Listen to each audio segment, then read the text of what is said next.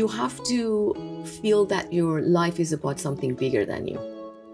It's not just about the daily survival and the daily routines of like, you go to work, you have family, you attend to your kids, you cook, etc.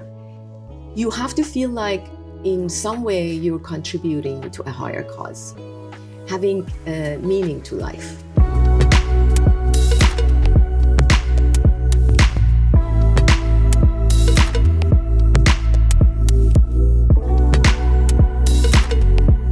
Welcome to Tapping In. I'm your host, Marisa Grieco, and today's guest is Dr. Atousa Mahdavi. Now, she is a holistic healer which specializes in integrative, functional Ayurvedic medicine. Now, what's cool about this is everything, because it's all about wellness and making you feel good. She is also an Amazon best-selling author of the book, Holy You. And I'm super excited, guys, because today we're going to be talking about how to get back to feeling good again, how to get back to wholeness. And she is going to be sharing her tips and her techniques to help you guys. So I can't wait to get started. Welcome, Dr. Atousa. Thank you. Thank you for having me. So what does wellness mean to you? Wellness is a general feeling of fulfillment and well-being within your physical body, but also emotionally and mentally, and also socially and spiritually. Mm-hmm. So it includes the whole of you, all of you, which is mind, body, and spirit. Or if you don't like spirit, you could call it consciousness. So when someone comes in to see you, how do you work with them? So for example, if I came into you and I have either old programs or old beliefs, and I also have an immune system problem, mm-hmm. right? So I'm combining lots of stuff and you were going to work with me. Mm-hmm. How would you approach something like that? Yes, absolutely. So it comes with the recognition that you are a bundle of chemistry within you. So when it comes to immunity, like maybe it's an autoimmune condition, or maybe it's a lowered immune system function. That has to do with the chemistry and the physiology of the body. So with functional medicine, we make sure we perform certain laboratory testings that most of your medical doctors don't. And we get to the cause at the level of the physiology and at the level of the chemistry of the body. We recognize depletions, we recognize indeficiencies, or deficiencies, insufficiency of the functioning of the body. We also look at, do you have environmental toxins? What is your toxic load? Do you have heavy metals? Do you have mold in your system? So all of that basically is within the body or the chemistry or the physiology. Then the next level is the mind. So we look at someone who has a lot of old beliefs and sabotaging behavior, self-sabotaging behavior. The first step is to make sure that they gain awareness of their habitual thinking patterns, your self-talk. So if you have a lot of negative self-talk, the first step is to become aware of it. Yes. As soon as the negative thought comes to you, first of all, recognize what is that negative thought. Because people are so used to thinking in a certain way about themselves or about life, about others, that at the first instant, they may not think that is a negative way of thinking about something. So to basically instill a way of thinking that only serves you and serves a higher purpose for your life, we would have conversations. I would talk about mantras or affirmations, basically. I love that. So, can you share a simple mantra? Because I love mantras. So what would be a mantra for somebody, say, that has low self-esteem, anxiety? Okay. So for example, low self-esteem, you could say that you can repeat, I'm worthy of greatness. I'm worthy of love. I'm worthy of abundance. I'm worthy of recognition. I am beauty. I am love. I love that. I only attract positive people in my life, loving people in my life. I So you could Keep just doing that. Yeah. And usually I have them write it down, usually in one sentence that can be memorized. Okay. And you keep repeating that. The best time to repeat those is when you are in bed, falling asleep, because that's where you have all the gates to the subconscious open. So you could program these seeds. Yes. And also the first thing in the morning when you wake up, because you're still in that in-between phases of sleeping and dreaming and awakening. So that's one thing. So looking at your thoughts, looking at your habitual emotions, anxiety can become a habit. Stress can become a habit, because all of those generate certain hormonal fluctuations in the body, certain chemistry and physiology in the body that could become addictive. Yes, you're absolutely right on. Yeah, and so so by doing certain breathing exercises or practices. Can you teach us that one too? Sure. I know I keep interrupting because I love this. Yeah, no problem. Yeah. So for people that are not used to at all doing any breathing meditation or practices, Right. the first step is deep diaphragmatic breathing. So the way I usually teach someone, the initial step for that, it's one hand. Generally, I prefer the left hand around the belly button, over the belly button. Okay. And your right hand over your heart in the middle of the chest. As you hold that, you bring your attention to your breathing. With each inhalation, your belly and your chest rises or expands. With each exhalation, the belly and the chest contracts or you could think about it as your belly getting closer to your spine. So I use that because a lot of times people are doing the exact opposite. When they inhale, Yes. they're contracting their abdominal muscles and their chest.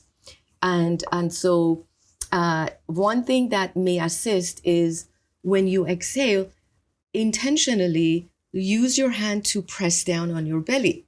So that sort of programs that when you exhale, your belly has to sink in. When you inhale, the belly has to expand. And that kind of goes against... That's great. Yeah.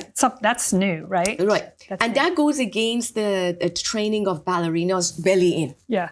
Suck it all in. Suck it in. Or models, suck it in. Yeah. And it's okay only when you're on camera as a model or whatever. Yeah. But throughout the day, having breath awareness is key for people with anxiety. And the emotion, you have to also recognize the emotions as they come in. So when you feel anxious, immediately you have to bring your attention to your breathing. Because there is also a pattern of breath, which is shallow breathing in people with anxiety. Right. You always feel it, like it gets shorter and shorter. Exactly. Right? And sometimes there are long pauses that they don't even realize. And also the breath is only here at the level of the chest, very superficial. Yes. Not long, not deep, not slow. So even as I have, my students or my patients go through this training, the breath has to be slow, long, and deep, and without any fluctuation.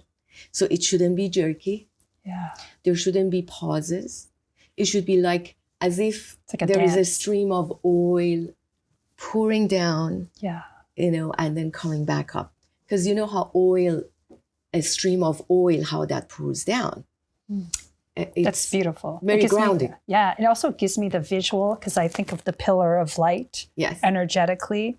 So I also feel it go through my heart, which makes me feel the bridge of the higher consciousness and that expanded love. And I can feel that love now coming into the lower chakras, which is the third dimension. So I really feel the embodiment of what you're saying, bringing that high frequency, that high feeling down into the third dimension, more into my body, and then bringing the earth energy back up.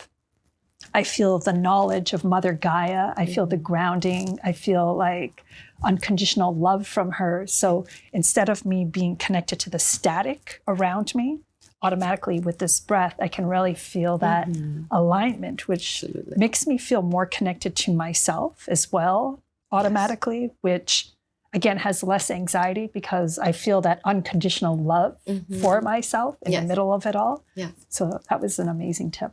So after the mind, then what's the next step? Okay, so spirit or consciousness.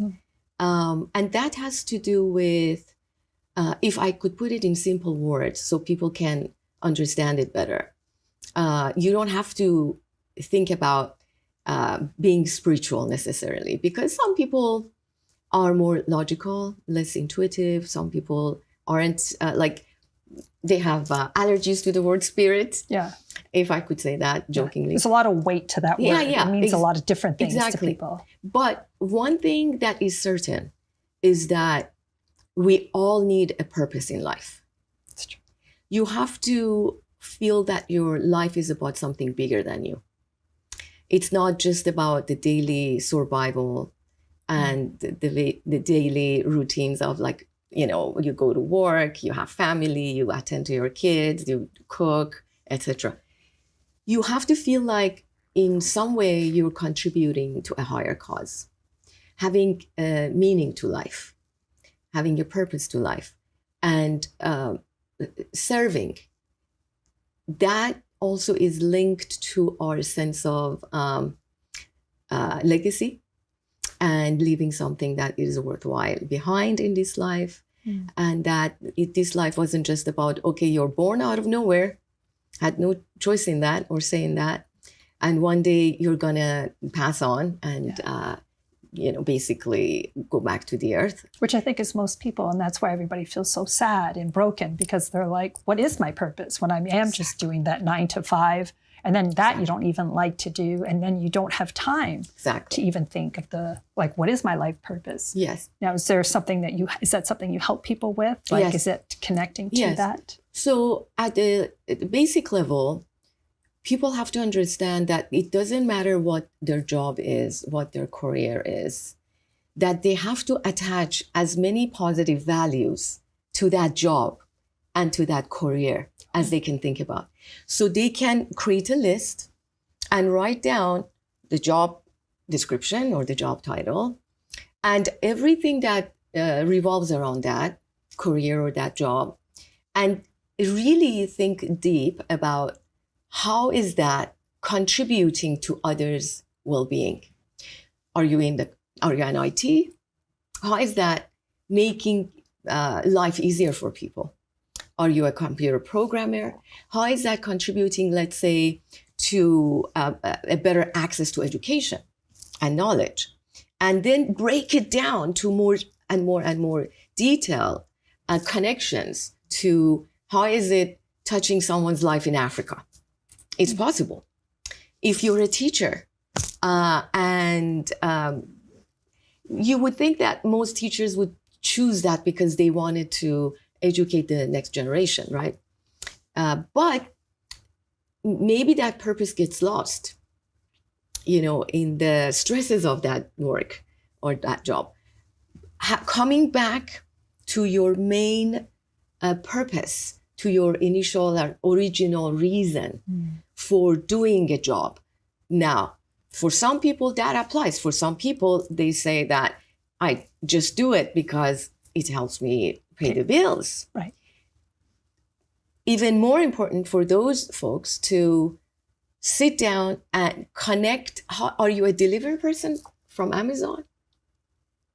How is that enriching the people that you're serving by delivering the things that they need to their home? And when they are ordering something, whether it's vitamin supplements, that's health related, or other goods that they need for their life, sit down and connect. Have gratitude for what you're doing now. And that energy of gratitude would open other doors that will show you a path forward towards your higher calling. You have to always say yes to what is at the moment. Have gratitude and appreciation and love for what you're doing at the moment. Even if in your thinking, it's like a lower value job, or etc. Unless you have gratitude even for that, and when you're doing that, you're doing it with the energy of the highest level of work, whatever you value at the highest. You have to be in that role in this job, whatever that is. And in that sense, you're opening doors energetically. The universe will respond to that and will open doors to better things. What I love about what you're saying is, I just wrote something this morning where it was, you don't know all the angels that are around you. Absolutely. Because even when you talk about somebody delivering a package, somebody that's making my food at a restaurant, a waitress, whatever it is, those odd times where maybe you feel down, but one of those people approach you, and they approach you, gives me goosebumps, but they approach you with a smile, or they approach you from that light. Yes. It doesn't matter what they did or do, but I feel that light. And sometimes just that is enough for me on the other side to feel lit up. So if you are, say again, a waitress, a delivery guy, somebody that's in service to others, and you do get upset and you're just like, your identity is not tied to that job. Right. That their frequency though, like we sense it, that frequency is so yummy, and it makes us feel, again, so good. Like even if it's for 5 seconds that I get that. It's healing. It's so healing. And you don't realize, again, that delivery guy, that he's seeing so many people throughout the day. So if he's carrying just that seed of, I bring healing and peace to the people I touch, how much good you're actually doing, or even the packages you're holding. Yes. When I receive that package, I can feel the energy that you put on there. Yes. And that can light me up. And again, as we light each other up, it's such a nice momentum of human consciousness to get raised, and for us to feel that. Yes. I don't feel so good just you saying it. I'm like, yes, so true. Yeah.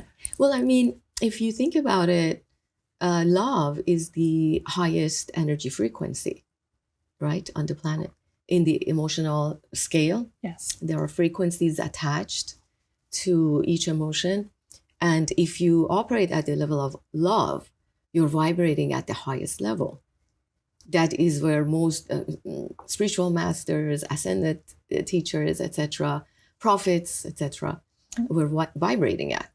And so if you shift your emotions towards higher vibrational frequencies of gratitude and love, and compassion and empathy, that by itself is changing the energetics of the planet and gives rise to transforming human consciousness, which is really why we are here on the planet. Because with the physiology and the chemistry in the body, we have tools such as detoxification, nutraceuticals, vitamin supplements, chelation, and things to get rid of the toxicity within the chemistry of the body and physiology of the body. And that is something that someone with discipline can do when we tell them, okay, this is the regimen, this is what you need to do. But when it comes to the mind and the spirit, we're only guiding, you have to do it.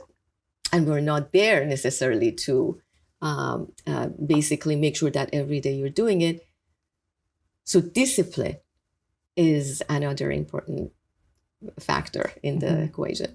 Now, what about somebody that has ADD? Because I feel like with that, like we're all set. I'm just like, yeah, I'm going to do that. And then we're really great at forgetting. It's like our minds naturally reset. And it's just like, wait, what was I going to do again? Like, was I supposed to think positive thoughts today? Or what was supposed to be happening? Yeah. Do you have any tips for somebody? Yeah, for sure. If you forget because you were ADD, ADHD, or just distracted, etc. Yes, distracted. Yeah, yeah. So having a journal next to your bed. Okay. Having a notebook. Don't even call it a journal, because somehow that word journal for people with anxiety and ADD and ADHD. It's like school. No, I have to sit down and write this thing. So just have a notebook, next to you, And before you go to bed, write down in like basically 3 to 5 important tasks that you need to do tomorrow. Oh. Write it down. Once you put it from your mind, because now you're writing it, so you have to have, mind to motor skills, and there is a tangible thing next to you, you're going to write it down. So you're going to write down those important tasks that you're going to do the next day. Now, when it comes to self-care and taking care of your health at the level of the body, the mind, soul, spirit, etc., maybe it's, okay, tomorrow morning I have to, before I get out of bed, I have to say this mantra, this affirmation. Okay. Then I have to do my breathing practice.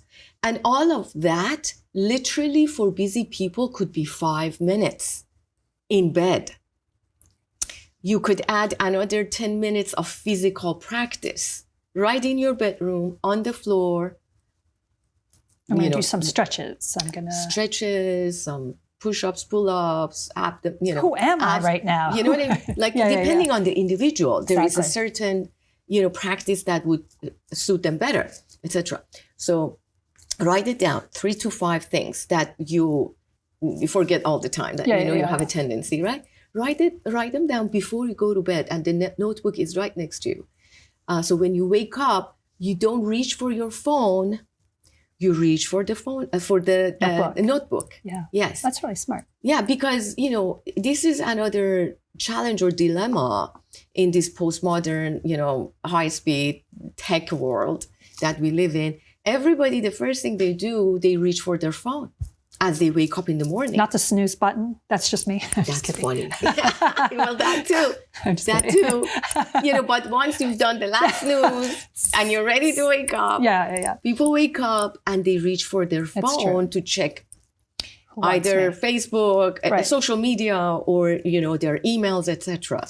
But before you reach for the phone, sit on your bed, do 5 minutes of affirmations, breath work, gratitude. Yeah, take time. Yes. Yeah. Having a gratitude practice is really important to start the day, because that brings joy. And there is also sort of lacing the affirmations with the positive emotion, because unless you attach it, the affirmations need to be accepted by your subconscious mind that is true. Right. And your subconscious mind is not going to say, oh, this is true, that I am worthy of love and greatness and abundance, unless you lace that or sort of combine that affirmation with a positive emotion. Now, how do you find that positive emotion when you're saying the affirmation? As you breathe deeply and are having full breath awareness, is you have to, maybe there is something in your life that you're so grateful for. When you first attained it, what was that emotion of joy and happiness within you? Remember a time that you were so happy because of something, whatever that is. Don't think about it as a small thing. Don't think about it, oh, it was 10 years ago or whatever. Just remember that emotion. Did you have a pet that you loved with all of your heart? Did you get a toy when when you were a child and your world lightened up? The love that you had, like maybe you were in love at just want to connect to that frequency. Doesn't matter what got you there. Find it and attach to that, attach that. Bring that emotion and feel it. Go back there, smile, put a smile on your face. Feel it. Now, sort of imbibe yourself in that emotion. Now, say the affirmation. Say the affirmation with full breath awareness. That's when your subconscious mind believes that affirmation. Yeah. And then I remember you mentioning that you also, I know it's not your main thing, but you also do yoga work. Yes. And you talked about certain yoga moves helping people with specific things, specific patterns. Can you share a little bit about that? Yeah. So as you mentioned earlier, I do functional medicine, Ayurvedic medicine, and Ayurvedic yoga therapy. Now, I have a background as a Hatha yoga master teacher. So that was my first experience of teaching yoga, Hatha, which is the yoga of sun and the moon, which is the most traditional yoga, actually. Every other yoga branched out of it. But then when I studied Ayurvedic medicine, then this world of Ayurvedic yoga therapy opened up to me, and I took that on. So I got went to a certification program and took that on. That required yoga background and an Ayurvedic background. I love that. So with that, you learn what postures, what yoga moves and asanas and postures will benefit individuals with different health issues. Someone with Hashimoto's or hypothyroidism can benefit from certain yoga postures that are sequenced together. Wow. And it doesn't have to be an hour. Right. It doesn't have to be half an hour. As long as you do a certain preparatory before you get into those postures. And let's say someone with fibromyalgia, someone with rheumatoid arthritis, someone with osteoarthritis. There is a sequence of yoga practices that they all can do. Someone with infertility, someone with menstrual issues, dysmenorrhea, etc. When they have a lot of pain and cramping or irregularities, hormonal issues, basically. There is certain sequence of yoga postures that they should do. And when I have a patient that is working with me through functional medicine and Ayurveda, I also offer to teach them that sequence that would benefit them with that particular condition. It's amazing. And now, what is the Ayurvedic medicine part of it? Okay, so Ayurveda is the traditional medicine of India. It's been around for thousands of years. It is a complete medicinal system, included at the time surgery. Oh. Yes, it's the oldest known complete system of medicine on the planet. It goes back to the times of Vedas, which are the yogic Vedantic texts, etc., going back to thousands of years. They are Ayurveda. Basically means the knowledge of life. Ayur means life, Veda means knowledge. So the knowledge of life. But it was extracted from the same textbooks of yoga, the Vedantic texts. So there are four main Vedantic texts, original, like going back to at least 3,500 to 5,000 years ago. And some people say longer. And two of those texts, Atharva Veda and Rig Veda, are the main two texts that Ayurvedic principles were extracted from. And about 3,500 years ago, Charaka, who was a yogi but an Ayurvedic doctor, extracted those from those two Vedantic texts and compiled it in what is called Charaka Samhita, which is in Sanskrit but has been translated to most languages, including English. And that is being taught in Ayurvedic schools. And basically, it's the sister science of yoga because of that, because it was extracted from the same textbooks of yoga, sister science of yoga.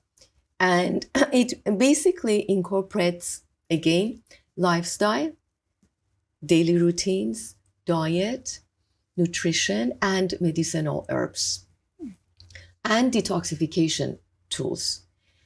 So just exactly like functional medicine. But functional medicine is based on Western science of medicine, and it includes laboratory testings, like the testings that most of your medical doctors don't even know about. But it's very science-based approach and evidence-based approach.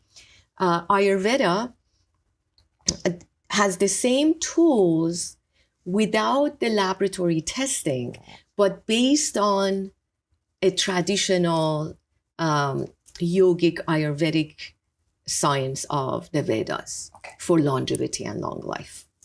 Utilizes a lot of medicinal herbs that are classical, and most, unless you have studied Ayurveda, you wouldn't know about these medicinal herbs, because a lot of them are classical formulations, combination of herbs. So interesting. Yeah, and it's completely personalized to the individual. Now, what about the different types of bodies? Exactly. So that's where the personalization comes in. So we have different constitutions or bodies, or different constitutions, because it's not just the body. Right. It's also the psychology as well. And so, and the mind. And so you have different constitutions. The main ones are 3, Vata, Pitta, Kapha. But most individuals are dual doshic, or they have 2 constitution. It's not just Vata or Pitta or Kapha. You could be Pitta Kapha, you could be Pitta Vata, Vata Pitta, or Kapha Vata or Vata Kapha. And so now, these 3 constitutions are based on 5 elements: earth, water, fire, air or wind, space or ether or akash. And so 2 of these elements get together and they have affinity for each other, even though they may not even, you would not even think they can mix, but they do. So air and space get together and form Vata. So Vata is the elements of air and space. So when you think about it, both air and space have their own attributes. They're both cold, because air without fire or without the sun is very cold, right? Yes. So is space. Space without the sun is very cold. But also because air and space without water are very dry and very drying. So now we know that both air and space are cold and drying. So is Vata. Wait a second. I'm just kidding. Yeah. Now, can you also change that? Like, can I say, for example, that's my natural constitution, but I need a little bit of the grounding? Yes. Can I start to do exercises to bring in that other energy? Or is it just like, you are this, you're born this way? Or do you use them as tools, like kind of like you're cooking? Like, I need a little bit of this, I need a little bit of... Yeah. So your natural constitution at the time of conception it's almost like your genetic DNA. And as we have an epigenetics for our genetics, so epigenetics means you could switch off the bad genes, you could switch on the good genes, right? Yes. That's the concept of epigenetics, that you're not bound by your genetic predispositions that you cannot step out of, right? Like, let's say, rheumatoid arthritis runs in my family. Right. That doesn't mean you have to have it. What determines whether you have it or not, it's your environment, it's your lifestyle, it's your diet, it's your daily routine. So Ayurvedic constitution at the time of conception, it's the bioelemental energetics that are acting as your bioelemental genetics, right? So if you live supportive to that bioelemental constitution, like Vata or Pitta or Kapha, if you live in harmony with that, you can stay healthy. But how do you live in harmony with that? If you are a dominant Vata, air and space, and cold and dry, you have to apply the opposite qualities. So you have to, for example, when it comes to diet, you have to have moist and warm foods, not cold and dry foods. But like attracts like. It's unlike the magnets that it has to be the opposites to attach to each other. In fact, energetically, like attracts like. If you are a Vata person, cold and dry attributes are part of your energetics, you like cold and dry things. You like that cracker, you like that salad, which is cold and drying. Not that you can't have salads, but you have to bring a warm thing to balance that. Like soup, like have your soup first and then have a small salad with a lot of oils. I love everything you're saying because I really feel like it gives me the tools to reach for it, to look for it, the tips. Yes. Right? You help me to naturally go, oh, I do feel cold or I do feel dry. Yeah. Let me reach for something else. Now, do you map that out at all in your book? Yeah, there is a chapter on Ayurveda, yes. Okay. So tell me about this. What's in here? Is it everything we've been talking about? Well, yeah, there are 11 chapters in the book. Yes, we have touched on. I know, because I love everything you're saying. Because again, you give me tools to reach for. You're not just preaching. And that's, I think, the best part. It's like, hey, if you're here and you need this, take this road. This is going to help you. These foods are going to help you. These movements are going to help you. This mantra is going to help you. Yes. And I think when we do this work, that's the most important thing. Yes, right? absolutely. Is the guidance, the tips. Yes, absolutely. You know, people like me, people like you, people out there who are teachers, who are healers, who are doctors, etc. We are a guide and we give you tips. Right. One of my mantras for my life is that I want to teach people to be their own healers. I want people to be their own physicians, not in the literal sense, but so you learn, you follow the guidance, and then you can now understand the signals of your body, of your mind. So accordingly, help it, heal it, serve it. In the book, I talk about what is this human system? What are the mechanics of the human system? So there is a chapter on body, mind, spirit.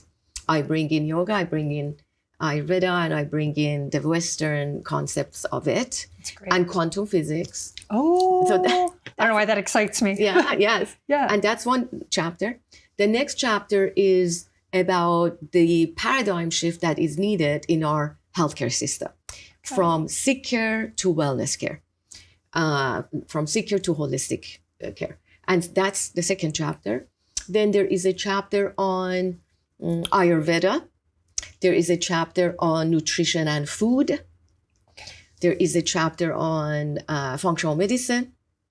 There is a chapter on, did I say detoxification? No, a chapter on detoxification. And remember, like each chapter brings in multiple tools for detoxification, for example, for diet. So in the food chapter, I bring in Ayurveda, but I also bring in functional medicine, nutrigenomics, blood type diet, because this is not a cookie cutter approach. You are not a cookie cutter approach. You are a unique individual with your own footprints and unique constitution, unique nutrigenomics, unique genetics that requires individualization. So in each chapter, I bring in the different angles of how we look at someone that you can best understand your own body and apply the unique perspectives to your own individual constitution and physiology, basically. Then there is a chapter on yoga and yoga therapy. And each chapter, by the way, ends with a homework and assignment. Very simple steps that you could follow to enhance your health. Yeah. And then there is a chapter on mindfulness practices, and there's a chapter on breathing practices, breath work. And the last chapter is just demystifying the myths in health and healing. So it basically breaks the certain programming that has been injected into our system or programmed our thinking about what is health, what is healing, what should be medicine, etc. And so some of the myths, for example, is there is a quick fix. There is no quick fix. So the quick fix, I wait until I don't feel well, then I go to a doctor and they write a prescription. I'm looking for a quick fix. I have headache. let me take this Excedrin, quick fix. I have high blood pressure, give me these pills and statins and cholesterol meds, quick fix, right? We need to break that programming and replace it with, there are no quick fixes, and health is not an absolute constant, but a relative dynamic process. Replace it with that. It's a long life process. There are no cookie cutter approach. We already talked about that, because you're an individual, unique being with your unique set of physiology, genetics, constitution, nutrigenomics, etc. So no cookie cutter approach. And pain is not bad. We are so bogged down by the experience of pain. Right. This hurts me, get rid of it, as opposed to, why is this hurting me? What's causing this pain? Exactly. How do I heal? Perfect. How do I heal the energy that is causing this pain? Exactly. Wow, you are simply brilliant. Thank you. You have given us so much incredible information. I feel like I want to sit with you for like 5 more hours just to pick your brain. Thank you so much. Yeah, it's just incredible. And I cannot wait to read this book. And you can get this book on Amazon, which is super exciting. And we'll definitely put a link for you guys, because it's got so much amazing information. Thank you. Thank you again for being here. My pleasure. Thank you guys for tapping in. Until next time. If you want more, please join our community at marisagrieco.com.